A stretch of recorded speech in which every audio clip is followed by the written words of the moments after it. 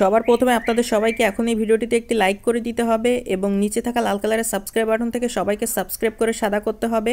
এবং পাশে থাকা বেল আইকন থেকে অল সিলেক্ট করে দিতে হবে। তো বন্ধুবৃন্দগণ, বন্ধুমণ্ডলীরা, বন্ধুগণ, ভিডিওটি মনোযোগ দিয়ে কারণ টানটানি না করে শুরু শেষ পর্যন্ত মনোযোগ দিয়ে ভিডিওটি দেখুন। তো বন্ধুগণ,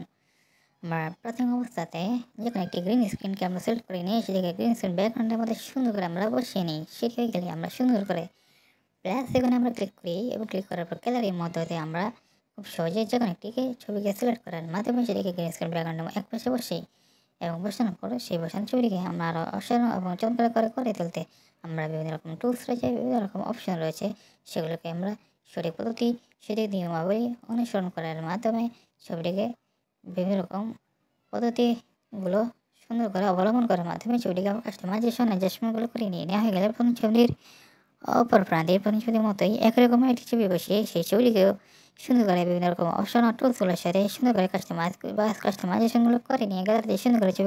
ছবিগুলোকে আমরা করে নিয়ে সেভ চলে গেলাম আমাদের চমৎকার গ্রিন স্ক্রিন এডিটিং।